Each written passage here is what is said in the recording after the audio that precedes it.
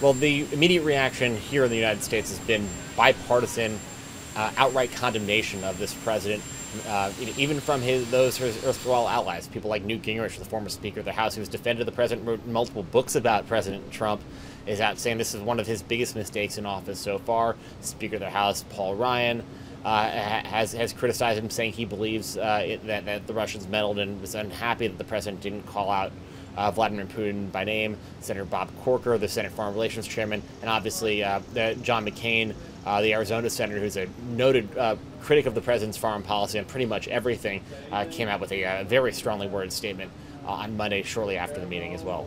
We saw a statement from Dan Coats, the director of national intelligence, a former senator himself, who said that the intelligence community stands by its assessment and will continue to give the president its honest and complete conclusions about intelligence matters. And that was so as close as a government employee will get to a rebuke of this president. He's obviously under a lot of pressure, because both from a morale perspective, the people who work for him, the professional intelligence officials across the U.S. government, but also politically, because his agency, he has testified publicly about this threat before, so his credibility was being called into question as well by the president, not just those of people who work for him. Mr. President, great to see you. Thank you very much, John. You literally just finished the press conference with President Putin moments ago.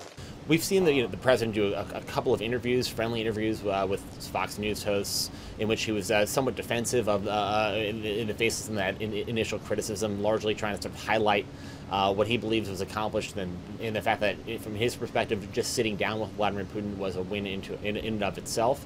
As he came back on Air Force One, we saw a tweet from the president. We've seen a couple of tweets already this morning from the president, as he has said, the meeting went great, better than his meeting with NATO allies in Brussels. That is indicative of how this president often does not back down from a challenge, does not back down when he's criticized, does not back down when he believes that he is in the right, even when everyone else is telling him that he's wrong. We've seen Trump allies like Anthony Scaramucci go out and say the president needs to walk this back, needs to apologize, needs to change his tone immediately, and that is not where this president has been in the almost 24 hours since his meeting with Vladimir Putin. Well, White House officials, by and large, around the president, were stunned by the display yesterday. They were hoping that the president would make public what he had said privately. Even Vladimir Putin said the president raised this issue in that setting.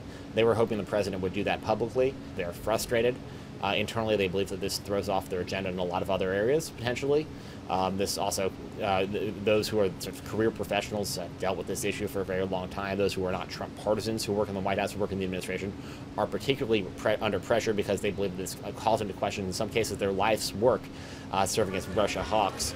And calling out Russian interference, Russian meddling, other malign actions by the Russian government over decades. And they believe yesterday's display may roll back that work significantly.